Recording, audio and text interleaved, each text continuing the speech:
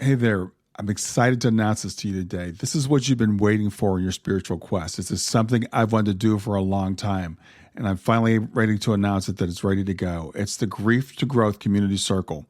Now, this is a sanctuary where like-minded souls are united in their journey through grief and towards personal transformation. It's more than just a place. It's a beginning. It's a commitment to growth and understanding. Here you're finding not just a community, but you're entering a circle of trust and depth. You're going to engage with interactive coursework. You'll dive into exclusive podcast episodes and partake in discussions that illuminate the path from mourning to empowerment. This is a realm where every question is honored and every individual's journey is validated. To be part of this exclusive circle, visit us at grieftogrowth.com/community or look for the chat icon at the bottom of every page on the main website. Remember that entry is a privilege because I want to ensure that every member is as dedicated and genuine as you are. You must apply to join, but the journey within is worth every step. So go ahead and join us today. Check it out, grieftogrowth.com/community, and I look forward to seeing you there. Hi there. Welcome to Grief to Growth Podcast. Your host is Brian Smith, spiritual seeker, best-selling author, grief survivor, and life coach. Brian believes that the worst tragedies of life provide the greatest opportunity for growth. Brian says he was planted, not buried, and he is here to help you grow where you've been planted by the difficulties in life. In each episode, Brian and his guests will share what has helped them to survive and thrive. It is his sincere hope this episode helps you today. Hey, everybody, this is Brian back with another episode of Grief to Growth. And today I've got with me a fascinating gentleman. His name is Mr. Allen Klein. Comedian Jerry Lewis had said that Allen Klein is a noble and vital force watching over the human condition. Mr. Klein is also known as the Jollytologist and ambassador of light. And he shows people how to use humor and positivity to deal with life's not so funny stuff. He's an award-winning professional speaker. He's a TEDx presenter, and is the author of The Healing Power of Humor, The Awe Factor, and the book we're going to talk about today is Embracing Life After Loss. He's also a former hospice volunteer and director of the Life, Death Transitions Institute in San Francisco. So with that, I want to introduce everybody to Mr. Allen Klein. Hi, Brian. How are you? Good, Alan. It's good to have you here today.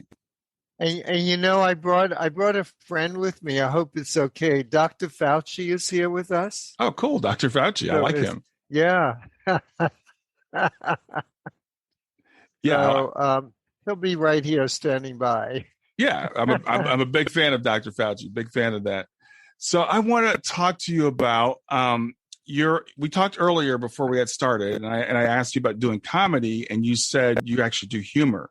So the first question I'm going to ask you is, what's the difference between comedy and humor? So for me, humor is an attitude that we have to the world. So we look at lighter things. Laughter is another word in there, is when we see something that kind of tickles our funny bone, we start to laugh. Mm-hmm. And comedy, I think, is helping. It's the comedians helping people find the humor. Or comedy would be something that we find funny. We call it comedy. Mm-hmm. But the humor is more like looking for that comedy. It's not comedy itself. Okay. So it's kind of opening yourself up, having an attitude of finding the funny, or changing your attitude to see the comedy in something that maybe not everybody would see the humor in. Mm-hmm. Yeah. So for an example, I did a lot of research, and there wasn't very much out there about humor and death, dying, and grief. Now, most people would not find anything comedic or anything to laugh about in that circumstance. Mm-hmm. And so what I was showing people is yes, even in those difficult times, there is humor, there is comedy, and not only is it there, but it could be very beneficial to help us lighten up about loss. Okay. So So that's my definition. Yeah. when did you come across this idea of looking for humor in subjects like grief or loss? How did this occur to you? Well, it happened with my wife. She got a rare liver disease, primary liver primary biliary cirrhosis. Mm, And there was no cure, there was no liver transplants at the time, and the prognosis was about 3 years. mm, And Brian, needless to say, you've lost a loved one, so you know how difficult that could be. yeah. But Ellen had a great sense of humor and continued to use it during those 3 years, help us lighten up. Give you the example that I often tell other people. And she was in the hospital with a copy of Playgirl magazine with the male nude centerfold. And she said, "Hey, Alan, I really like this man this month. Can you, this nude man, can you put on the wall over there by the window?" And I said, "Ellen, this is a hospital. It's a little risque for that." And she said, "Well, maybe you're right." She said, "Why don't you get a leaf from the plant over there and cover up that part?" And Brian, I did that and things. So we're fine for the first day, fine for the second day. But by the third day, the leaf starts shriveling up. And we would look at that and we would start to laugh. Mhm. And I realized after Ellen was gone that how much that laughter helped us rise above the situation. And maybe it was only 5 or 10 seconds, but it gave us a reprieve, gave us a perspective. And I realized how humor could do that. And I realized that's why it's so vital in death and dying situations. Mhm. And most people say, "Well, how can you laugh at a time like that?" And I just thought it's the opposite. How can you not laugh at a time like that? Because it was the humor, it was the laughter that help us rise above the situation. Yeah, and I think that would be something that people would say is, we don't like the topic of death and dying anyway, and we don't like the topic of grief. And I think we feel like we have to go into it. We have to be serious. We have to be serious about it. So I like the idea of you giving people permission to lighten up a little bit. To not take life quite so seriously. Right. And it is serious, and we are losing someone we love. Mm-hmm. Um, but what the research is finding is that humor could help us cope with almost any situation. And so maybe this is really vital in this kind of tragic, what some people call tragic situation, is we need a little bit of reprieve. We need to put that grief in the background for a while because we need to continue living. I remember when I was a hospice volunteer, I worked with a woman who lost her mother, and it was a young woman I think she was in her 30s, Mm-hmm. and she lost her mother. And as a volunteer, I was trying to help her get through this situation. But for 2 years, her life kind of stopped. Mm-hmm. This young woman's life stopped. And I thought, this is like a double loss. This is the mother was gone, she died. And now the daughter was not getting on with her life. And in some sense, her life was lost too. Yeah. Yeah. So how does your book help us with that? I know that you mentioned that there are 5 stages of going from loss to laughter. So what are those Right. stages, and how do we navigate ourselves through those? So I'll go through them quickly, and then we can go back and look at them if we want Yeah. in more detail. Okay. So I don't know if you know or who your listeners know who Kubler-Ross was, but Yes. she worked Yeah. in death and dying, and she talked about 5 stages. Mm-hmm. So I thought if Kubler-Ross has 5 stages, I want I want 5 stages. Mm-hmm. But mine all began with an L. So it's losing. To realize that life does not go on forever, that we're all going to die, that loss is part of life. And I thought, what if we live forever? What would that be like? This planet would be, it's already overcrowded in some areas. There are already food shortages in some areas. Imagine if we all live forever. Mm-hmm. it would be disaster. So on some level, I think nature has a way of like cleaning out, you know, vacuuming some of the dust there by having death in it. Um, so losing death is part of life. I think we Mm-hmm. have to realize that. Mm-hmm. Second L is learning. We usually don't learn a lot when things are going well. It's when things are not going well, like in loss, that we could learn our greatest lessons. How to be more loving, how to be more caring, how we only live for relatively, even if we live to 100, relatively short amount of time in the big universal span of time. And that it's important that we learn from that, and that none of us know when we're going to die, and therefore we need to be kinder to other people. We need to do what we want to do in life. We need to be more gentle with ourselves and other people, so we can learn certain lessons from loss. Mm-hmm. I'm sure when your daughter died, you learned some things about yourself and Yeah, about life. I'm still learning. It's been 6 years. Yeah. Yeah. So I think death is like a wake up call uh, about our own life, because sometimes we go through life where we're either do it in road, or we don't pay attention. And I think is death is like a knock on the head, like you're going to die someday too. Pay attention to what you're doing, in the world. So Mm-hmm. I think learning is the second L. Mm-hmm. Losing, learning, and then letting go.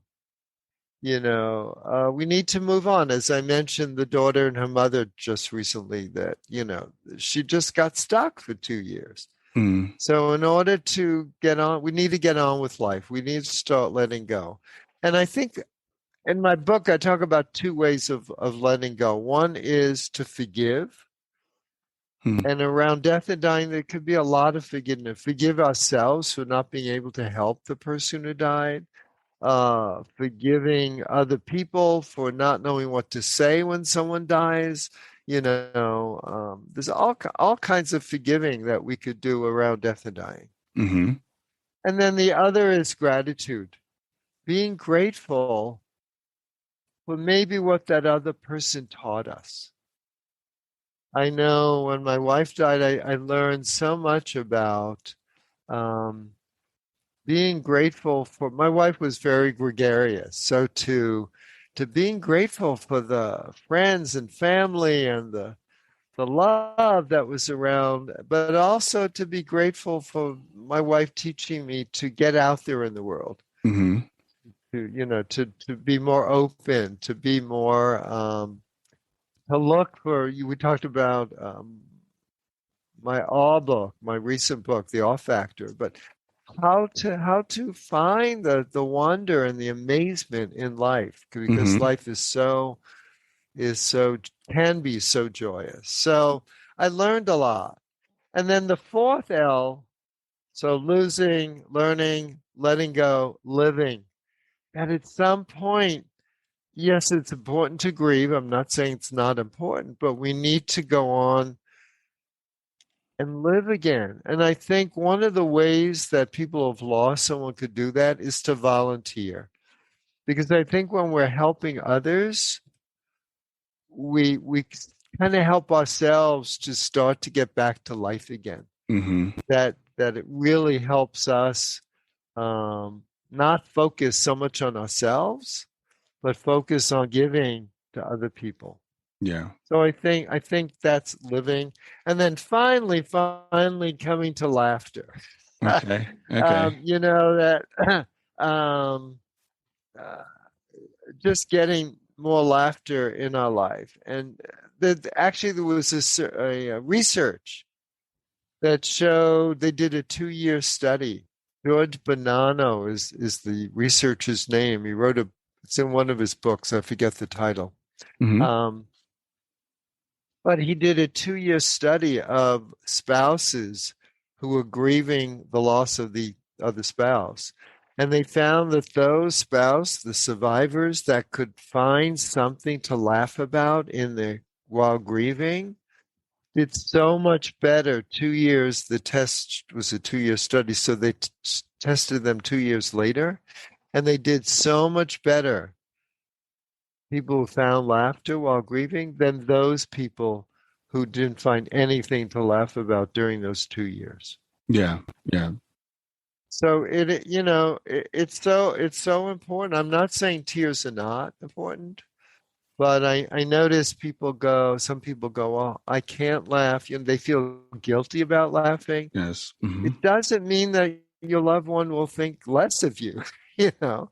In fact, I did a small study of people when I was writing the book of, what people wanted their loved ones to do after that person had died. And I'd say over 90% of the people said, my loved one would not want me to be upset for a long time. They want me to grieve, but to go on with my life, particularly if they had children.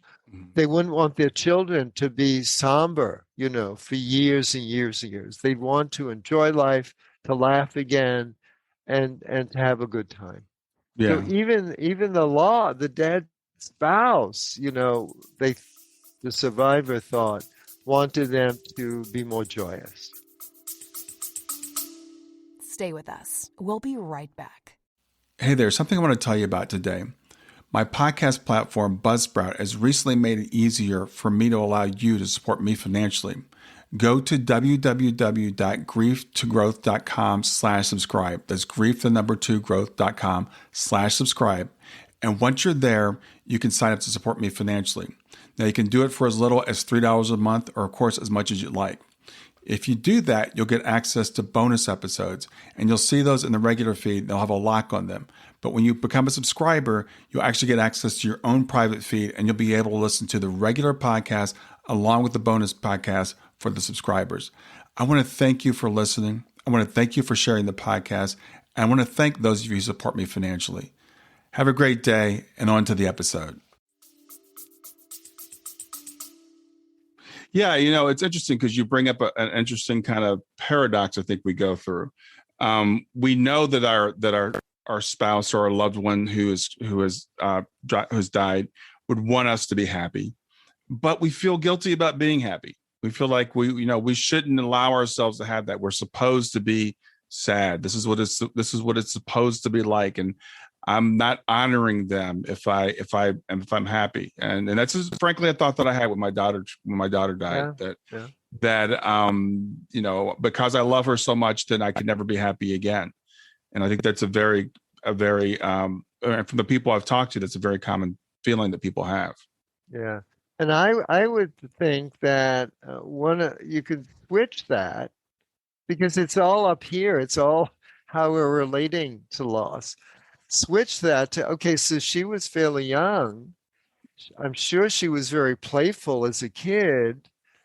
Wouldn't she want you to be playful and remember the laughs you had together, or the play you had together? Yeah. Well, let's go back through those again, because I think there's a very important things about being intentional about as we process through our grief, as we go through it. So the first L is losing, and I would frame that as more maybe acceptance of the reality that I'm in now, because this is a thing that happened. This is a thing that does happen. It's interesting. You mentioned that we seem to be surprised by death, even though we all know that someday this is going to happen. I was speaking with someone just a couple of days ago, and this is a person who was with someone like the love of their life, and they said it wasn't supposed to be like this. We were supposed to go together. And I said to this person, how often does that happen? When we get married and we say till death do us part, we kind of know that's probably not going to be. We don't typically both go together. So it's just accepting this reality of this existence, that grief is going to be a part of it. Right. And that everything that lives dies. So I want to turn to my book here, because the reason I wrote the book, I'm trying to, there we go. Hold it up so we could see the cover. Embracing Life After Loss. Yeah. Mm-hmm. When my wife was dying, I or after she died, I was in severe grief, Mm-hmm. and I was looking for books that would inspire me, that would kind of hold my hand, that would lift me up with Mm-hmm. inspirational quotes or thoughts or stories or comments. And what I found was mostly books to were 200 to 300 pages or more thick. Mm. They told me how I would not be doing well, that I would probably lose my appetite, that I might be depressed, that I might lose my sleep, and I thought, I don't need to hear this. I wanted something uplifting. I Mm-hmm. wanted something where I could just open the book and read something that would uplift me for the day, that would Mm. motivate me to go on. Mm-hmm. And so I did this book that has, each page has a thought, has a quote, has something that people could uh, just think about and in their life and help them move on with their life. So Great. Yeah. that's the structure. Yeah. Brian, this was kind of amazing. When my wife was dying, I went to a therapist because it was a 3-year process, and it was pretty severe. Mm-hmm. And I was pretty down. And after the second session, he told me, "Well, Alan, life is difficult." And I got up and I left the office. I said, "I'm not paying you whatever it was in those days to tell me life is difficult. That is exactly what I'm experiencing." Yeah, I know this. Yeah, I know this. So often books or other people, tell you stuff, and I don't think people that are grieving need to hear that. Mm-hmm. So let me just here's a quote that I like. Mm-hmm. It's kind of a reminder that people, our loved ones live forever in some sense. The body's gone, but the spirit lives on. And Mm-hmm. so this is by Gahil Gibran, the poet. He Mm. said, "The lights of stars that were extinguished ages ago still reach us. So it is with great men who died centuries ago, but still reach us with the radiation of their personalities." Yeah. Yeah. So a lot, those people, they're still around. I feel my wife is still around Do you? Okay. on Yeah. some levels. I think maybe you feel your daughter is still around. Oh, I absolutely do. Yeah. Yeah, I yeah. absolutely do. And it's interesting. I come from that perspective where I believe that we are eternal beings. I think we don't really die. But even if you don't, the fact is that memory of that person is still with you and will always be with you as long as you're here. And you can always draw on that. You can always, talk to them and carry them forward with you. So Right. again, back to that first L of losing. And when you got to the third L of letting go, I was a little bit nervous because the idea of letting go of my daughter is something that I'm never going to do. But you've talked about forgiveness. You talked about having a spirit of gratitude, because in traditional grief counseling many years ago, they would tell you, okay, just get over it. It's the relationship is over. You need to accept reality and you need to move on. That person is gone. And they found that method of grief counseling, frankly, didn't really work, because it's like you said, it's like going to a therapist is telling what you already know. That's why you're there. But this idea of being able to bring that person forward with us and to do things in their memory. I mean, I'm sure your wife, this book you've written is a tribute to your wife. It's a continuation of her legacy. Hmm. I should tell you a story. When I first was doing humor and death and dying workshops and stuff, Mm-hmm. I wasn't sure this is what I should be doing, particularly because I almost failed speech in college. So for me to get up and speak in front Mm. of a group was like terrifying. So I was doing this 3-hour workshop, and there was a break in the middle. And just before the break, I happened to look way in the back, in the corner. There was a woman that looked exactly like my wife. Mm. And in fact, I got goosebumps. It was one of those goosebumps moments. And I thought to myself, well, the break's coming up in 5 minutes. As soon as it's over, I'll go and speak to this woman because this is kind of spooky. Yeah. And the break came, and I started to go to this woman, and somebody tapped me on the shoulder to ask me a question. I turned around and chatted with them, turned back, that woman was gone. And she never came back after the break. Wow. Whether she was there or not, I don't know, Yeah. Yeah. Yeah. But I was thinking about it later, and I thought it almost didn't matter if she was there or not. What, for me at least, it was my wife telling me that what I'm doing, is the right thing, and I should continue to do it, and it's going to help a lot of people. That's awesome. That's awesome. Yeah. So I'm curious, did your speaking start after your wife passed? Is that when you started doing, because you've done TEDx talks and you've done all kinds of speaking. Is that when it started? Right. See, I had this, Brian, I had this passion because humor helped both her and me deal with the process. Again, there were lots of tears, but humor was pretty predominant about laughter and just almost kind of trying to go on with our life in spite of what was happening, enjoy our life, in spite of it. It was disco time, so we used to go disco dancing, things like that. Wow.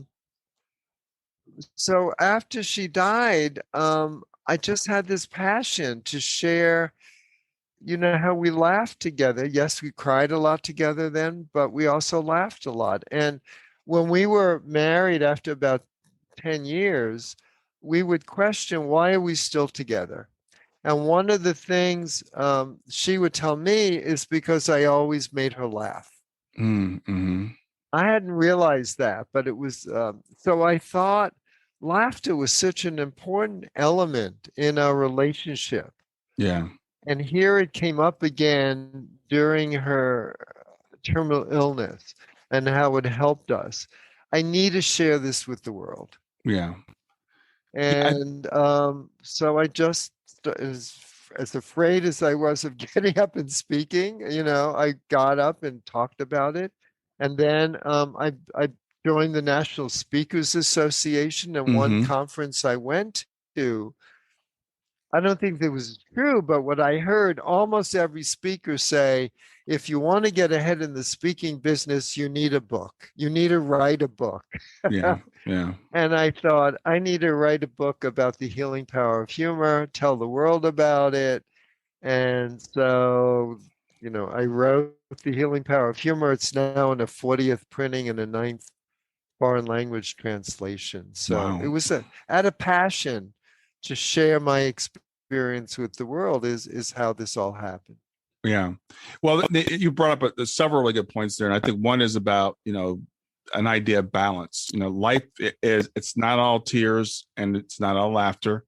It's both. And we have to feel all of the emotions. And so when we're going through these dark days that we're going through, it's okay to take a little break, to have some humor, to laugh and to make memories even while you're going through that time. It doesn't have to all just be over when we're going through that. Right. Let me go to the back of the last section of the book, the laughter, since you brought it up. And, I wrote this book a while ago, so I have to refresh my memory, and I've written several books since. So, I understand. At least you're not one of those interviewers. I was on the radio when The Healing Power of Humor first came out, and he said, I love that story on page 83. Would you tell it to us? Yeah. And I don't know what's on 83. I've had people do that to me, so I understand. Oh, yeah. So you have a book? I do, yes. Which is, what's your book? It's called Grief to Growth. Great. Planet Not Buried is the subtitle. So it's about getting through grief and growing from it. Wonderful. So about helping people through writing and through your podcasts. Yeah. That's wonderful work. Yeah. Yeah. So, here's a little thing on laughter and loss. And, we think we can't, but how often have you been at a funeral and you look in the coffin and people go, oh, they've never looked so good. Mm-hmm. Kind of crazy. Or a hospital gown, you think, now I know why they call it ICU because it's, open in the back. So, or tombstone. There's a lot of funny tombstones. One of them that I like is, "See, I told you I was sick." Yeah, that's my favorite. Yeah. So, there is laughter there. Let's see what else I wrote in this section. The power of humor.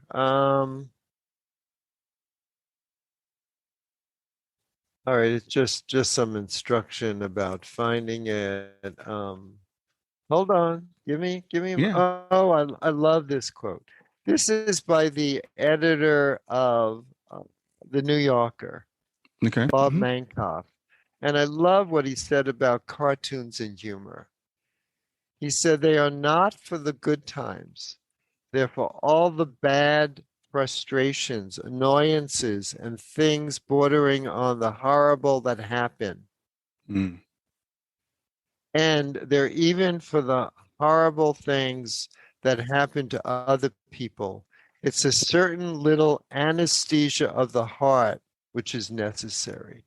So he talks about humor as being an anesthesia of the heart. Yes. I Yes. love that what he said about that. We'll get back to growth in just a few seconds. Did you know that Brian is an author and a life coach? If you're grieving or know someone who is grieving, his book, Grief to Growth, is a best-selling, easy-to-read book that might help you or someone you know.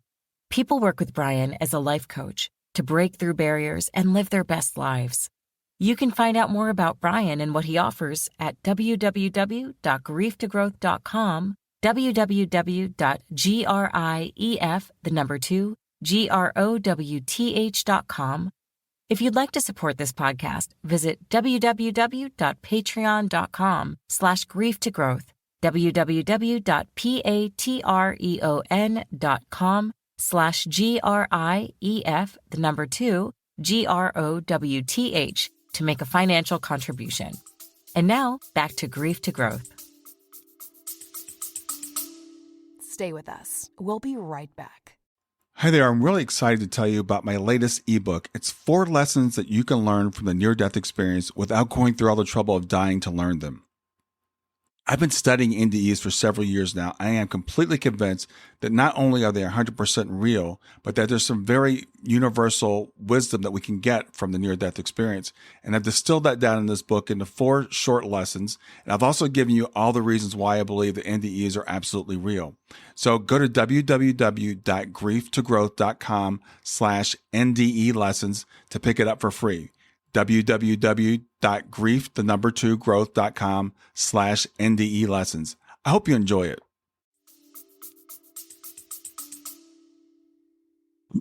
I think that's extremely important. And even starting out, humor is not necessarily for the good times. It's for the bad times. It's during those times. And you mentioned it when we were first opening about needing that little bit of escape sometimes from the bitterness of life and balancing that out. And you talked about it when you talked about the letting go, when you talked about forgiveness and gratitude. And those are 2 really key things I've found when you're going through grief that people really need to really understand, that forgiveness is so important, that letting go of blame and of guilt. And a lot of times, especially, it's forgiveness for ourselves. It's like, we have to understand that we did everything that we could do. We did the best that we could do at the time, that nobody is omniscient or omnipotent or omnipresent, that the doctors that might have, why couldn't they have saved her? All those types of things, they don't serve us. So we need to learn to let go of those things. Right. Yeah, I have a number of pages for, forgive yourself, forgive your loved one for dying. Yeah. Yeah. The very basic thing, Yeah. That's an important one. Yeah, forgive the doctors. That's a big thing. I remember when the doctor told my wife that she had a terminal illness, it was kind of weird, but he stood at the door of the hospital room rather than coming to the bed to tell her. Mm-hmm. There was something inside of him that feared death, feared telling people of their terminal illness. So on some level, I had to forgive him. Yes. Yeah. I had to forgive people who turned away from her at the time. But they were dealing with a lot of, she was young. She was 34 and 31 when we found out. Wow. They were young, they realized that if she's ill, that maybe this could affect me I could die young too. So Hmm. a lot of people are afraid of their own death. So, we need to forgive them for not showing up when we needed them. Yes. There was just so many things to forgive.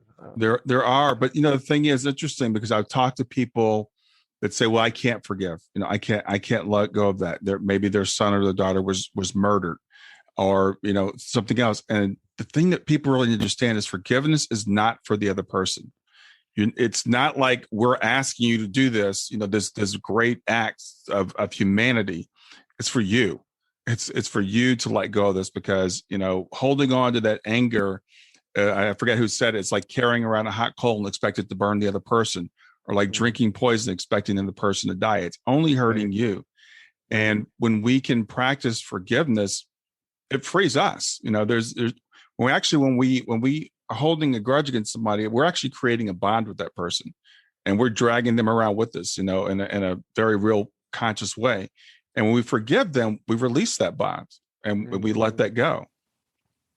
Yeah, there's a story I have in one of my other books about a teacher teaching the class about forgiveness. And she had them take a potato sack and put potatoes in it and then carry it around the room. And then she had them one by one take out a potato, of who they want to forgive.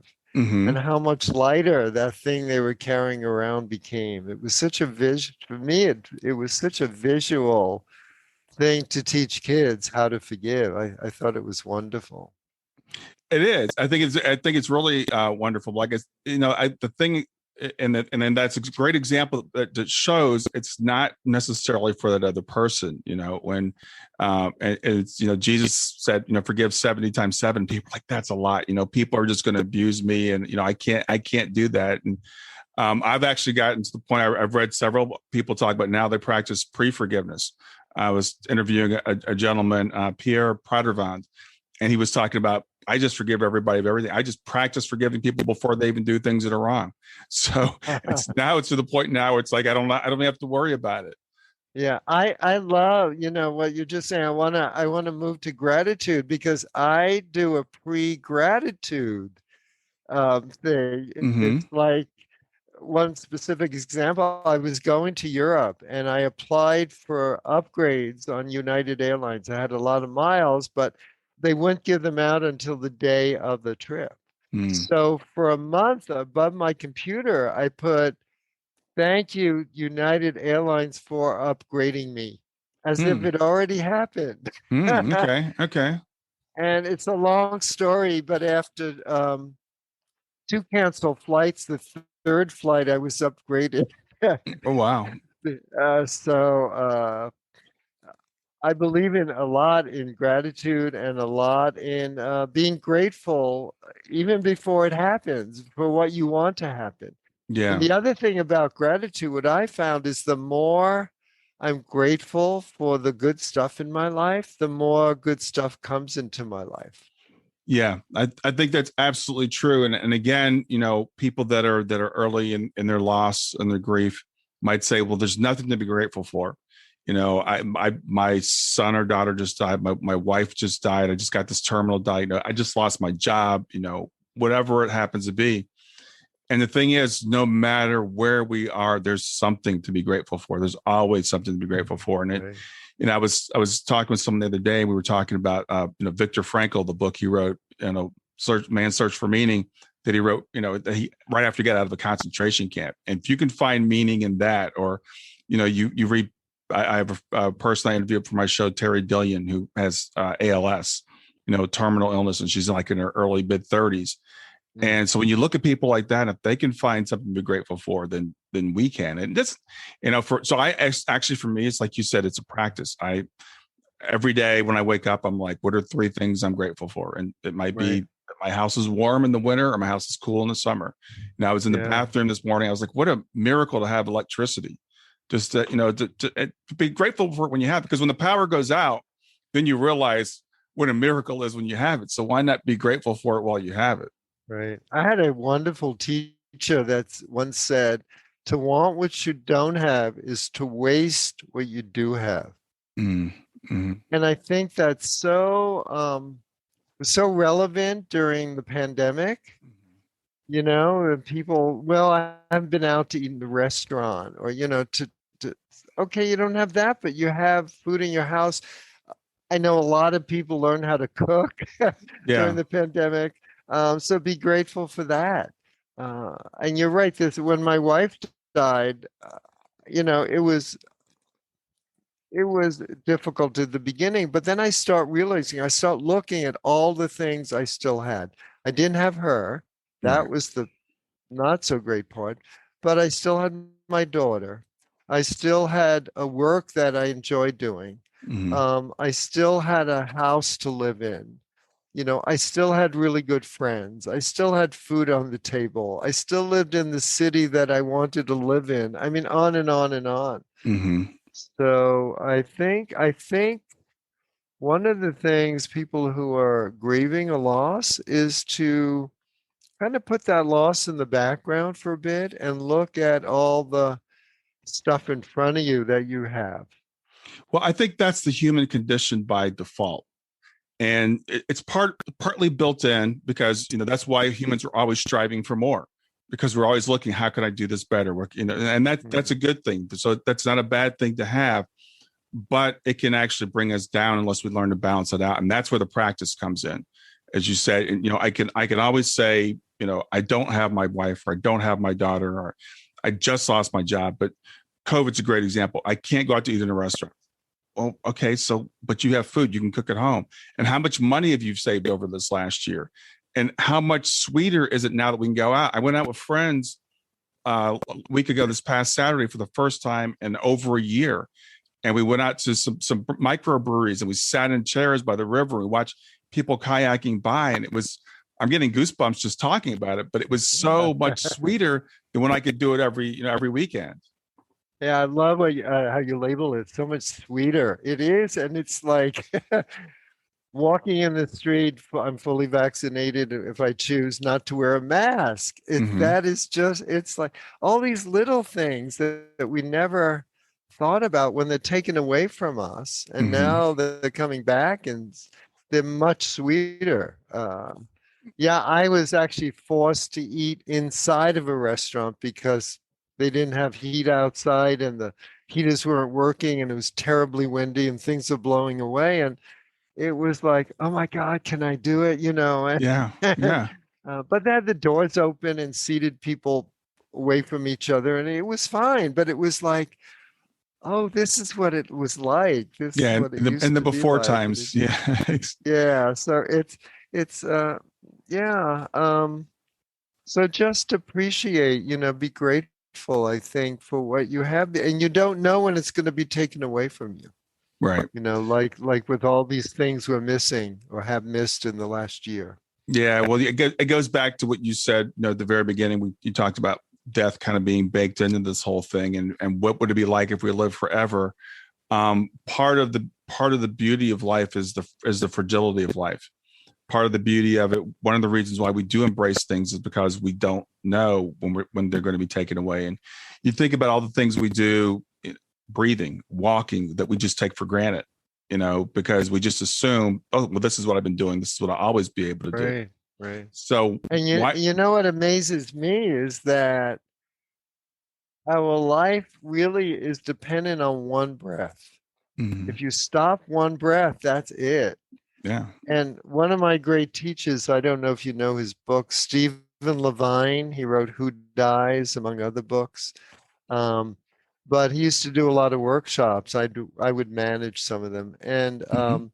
he would always ask, are you going to die in an in-breath or an out-breath? Hmm. I I can't say much more about that, except I thought it was very profound, kind of, yeah, that's all it will take. That's all it will take is one in breath or out breath, and that's it. No more. Yeah. Yeah. Well, there will be a last breath. There will be a last heartbeat for all of us. We don't know when it's going to be for most of us, and so that's why we embrace the life while we have it, and we try to find humor where we can, and try to find gratitude where we can, and that's kind of what life is about, is balancing these things out. Mm-hmm. You got it. Yeah. Yeah. So, we're talking about the book Embracing Life After Loss, but another one of your books I wanted to talk about a little bit was the healing, or the awe factor, because I find that really, really fascinating. I think it kind of really ties in with the loss thing. Yeah. So the Healing Power of Humor was my first book. This is my last book, The Awe Factor. Mm-hmm. And I wrote it because there was so many simple things in my life that gave me goosebumps or made me realize the beauty all around us, maybe particularly during COVID. And I realized I don't often stop and smell the roses. I don't stop and pay attention. So I started interviewing people. I started looking at my life. What were those awe moments? What were those wow moments? And I have some incredible stories in here, but just from my own life, and some of this I talk about in my TED Talk, which is about intention and setting your intention. But just finding the publisher was an awe moment. It's a very long story, so I'm not going to go into it. But walking in a bookstore to do a book signing, and this woman is totally crying at the counter because she lost her husband, and taking her aside for a half hour and chatting with her and hugging her and giving her some guidance. That was an awe moment. Just being, walking in a store. Just I could have been 5 minutes late. She might have left, or vice versa. Right. Same thing. I was on top of Yosemite going up to Vernal Falls, and somebody was coming down the other path, and he looks at me and he goes, "Allen?" I didn't recognize him.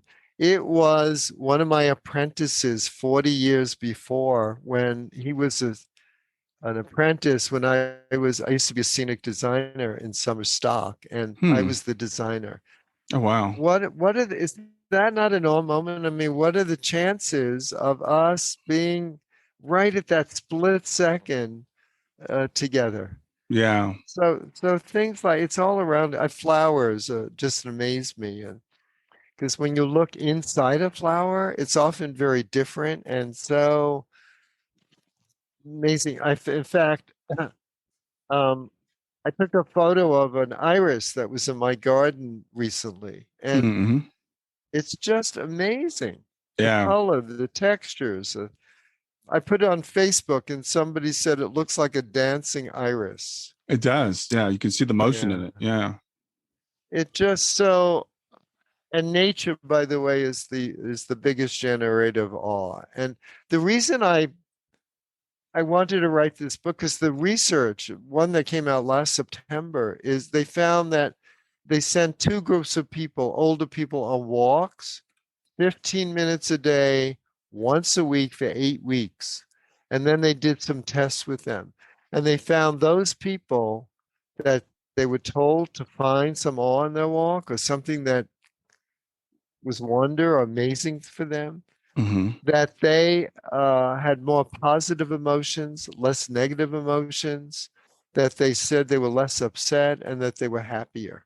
And the other group said when they went on their walks, they were often focused on some of the stress in their life, some of the negative stuff in their life. Yeah. And so just having that intention of finding a little bit of wonder in your life could make you much happier and healthier. Yeah, I think it was Einstein that said that you can look at life as either everything is a miracle or nothing is a miracle. And it's in the book. Yes. The older I get, and this is wild because I'm an engineer. My background is chemical engineering, so I'm a very logical kind of person. But the older I get, the more I think the universe is magical. And you talked earlier about, the pre-gratitude thing, which some people call the law of attraction. And so the question is, when we practice this gratitude, or we practice awe, is more awe coming into our lives, or are we just noticing more awe and it's already there? Because everything can become a miracle. I walk for an hour and 45 minutes every day. And I've got my phone with me, of course, and I take pictures of the squirrels or the birds or whatever. Oh, right. And I'm looking around, and it's just so, I love watching the squirrels. I think the squirrels are so cool, and just, watching their lives. And so the more that I do stuff like this, the more all comes in your life. And I'm with a group called Helping Parents Heal. And we're all parents whose children have transitioned or died. And, we look for synchronicities and signs. And you talked about a couple of things that have happened to you. It's crazy, the synchronicities that have happened to me, the things that have come into my life, the timing of things that have happened, and how things just start to kind of open up when you start to look for those things. Yeah. It's funny what you said about your walk, because I just finished teaching a 5-week class on the book on awe. And I gave them the students a homework assignment each week. So one week was actually take that awe walk, just like in the study, and come back with things that awe them, which they did. But the second week, I just had them meander, just go out, don't have an intention of awe, just go out and walk and see what happens. And they came back just like the intention. They were now like trained almost to look for the things that was a wow moment for them. Yeah, once you set that and make it a habit, and that's what I like about your books, because it's making these things a habit, it's making them intentional. Because by default, we can go to, woe is me, look at what I don't have. There's no beauty in the world.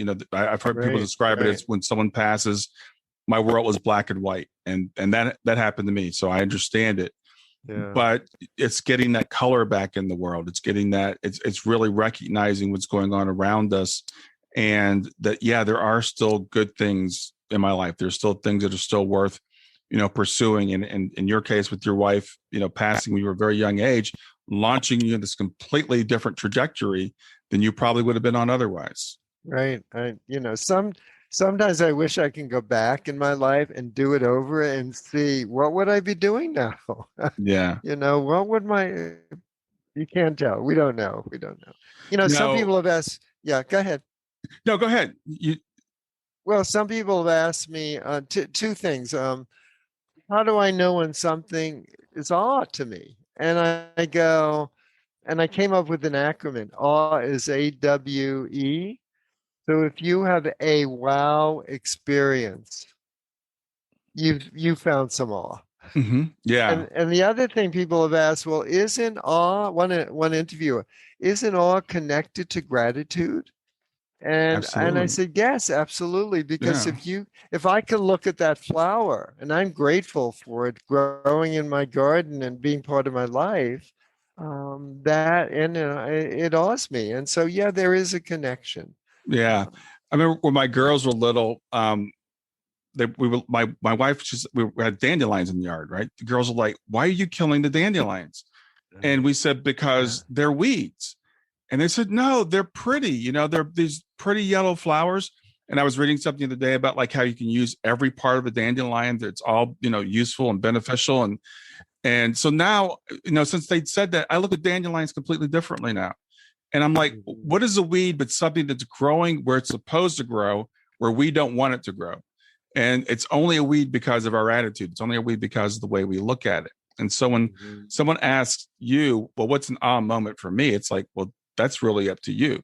And the more you do it, the more everything becomes, we've got carpenter bees here now, which are annoying. And we've got the cicadas that are coming now. 17-year cicada cycle. But it's like, what kind of a creature lives underground for 17 years and then comes up and lives for 6 weeks and sings and then dies? There's something beautiful about that cycle, even though they're so annoying. Yeah. So, as you said, Einstein said, everything's a miracle. You could live your life that way. It will totally change your life. Yeah. You know, And if you wake up, looking for the miracles every day, you're going to find them. It will totally change your life. yeah, and it's a choice. And that's the thing that I've realized, and what I really try to communicate to people is it's a choice. We can look at life as if it's random and it's cruel and it's harsh, and there's lots of evidence to support that.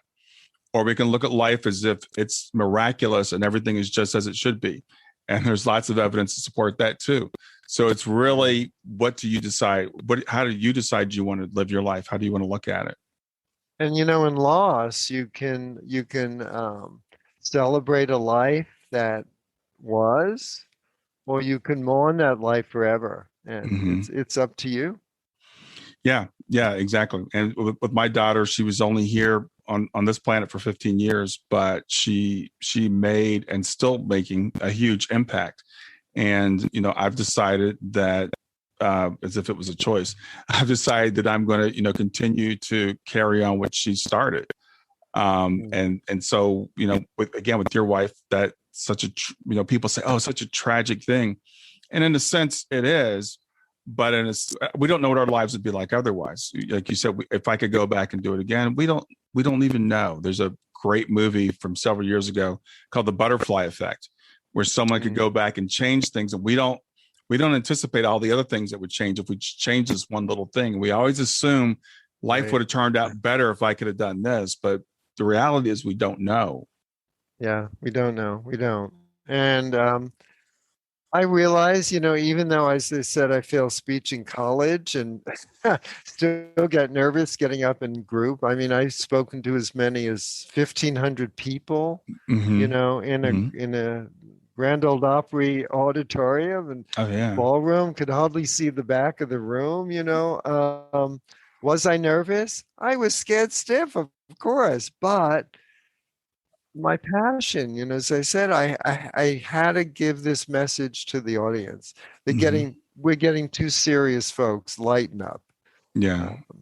And I feel like I've been guided to do this, and so I continue to do it. It's what I've been asked to do by some higher power. Yeah. Well, you're following the path that you were put on, and sometimes we feel like we get to choose our paths, and other time we feel like our paths are given to us. And again, it's a matter of how we look at it. It's like, okay, I'm going to take lemons and make lemonade, if you want to look at it that way. But I happen to believe that this was a path that I was supposed to be on, and that this is what's supposed to happen, and that someday I'll understand why it happened the way it did. But for today, my job is to continue to follow.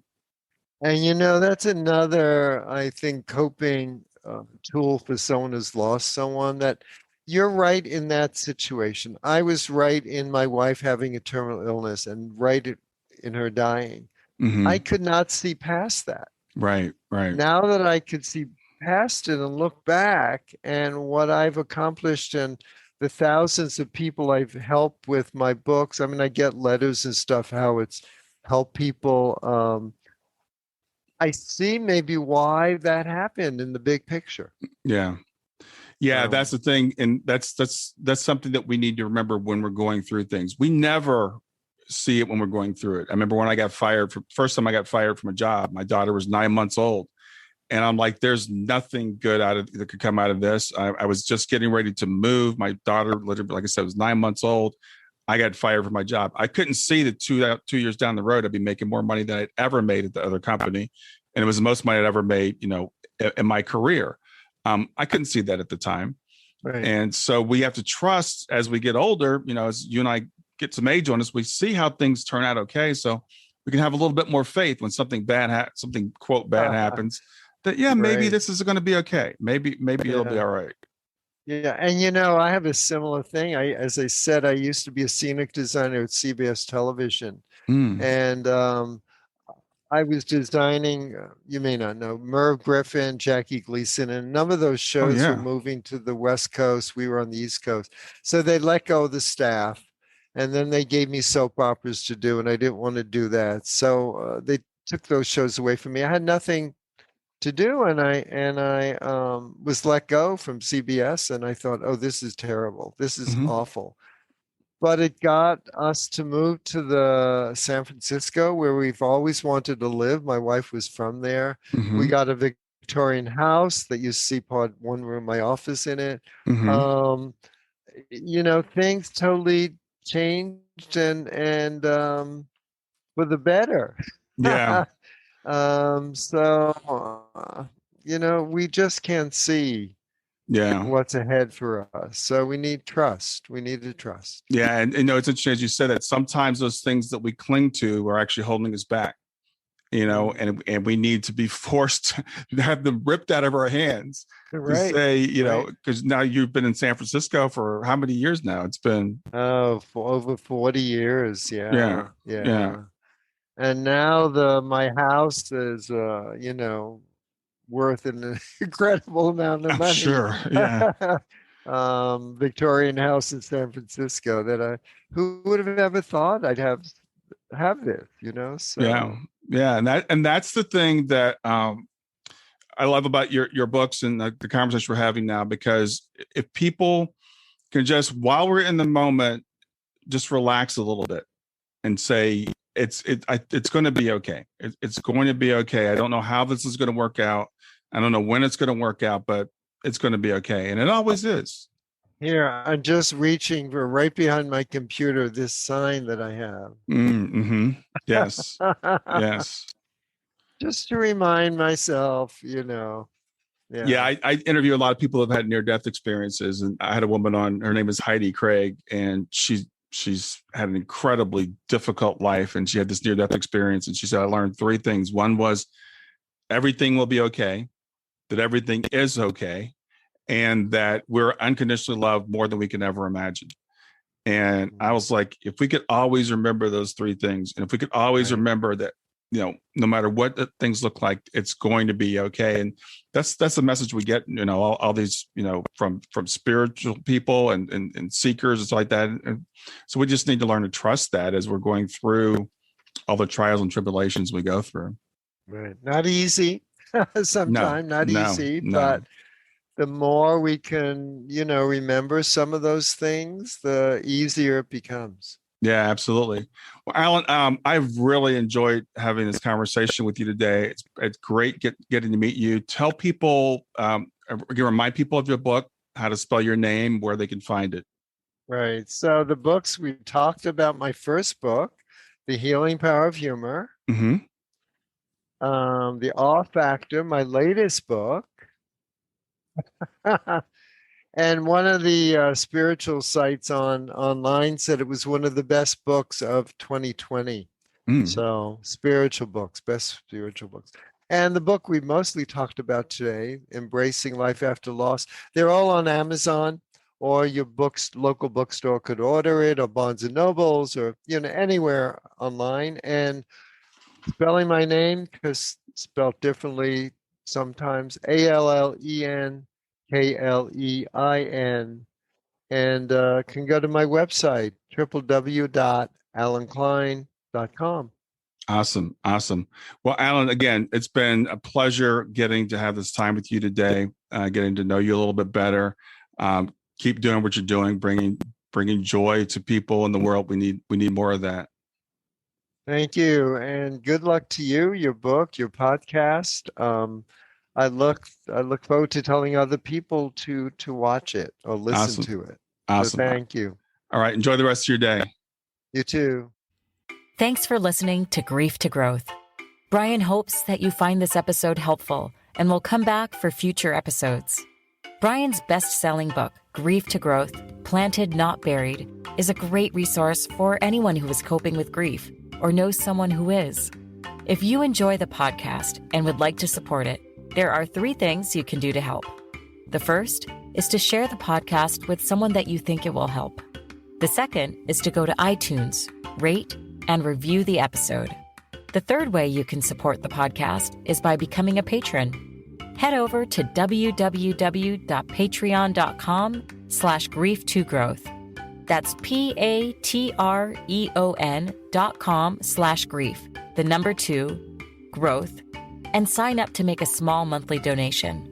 Patrons get access to exclusive bonus content, and knowledge that you are helping to spread the message of grief to growth. For more about Brian and Grief to Growth, visit www.grieftogrowth.com. Hi there. I hope you enjoyed this latest episode of the podcast, and I'd love to hear your thoughts. What questions came up for you? What did you like about it? What didn't you like about it? I invite you to visit us at grieftogrowth.circle.so. That's growth2growth.circle.so to continue the conversation with me and with other listeners. It's a space to sound off, to share reactions, and to go deeper into the topics from the show. I look forward to chatting more, and I hope to see you there.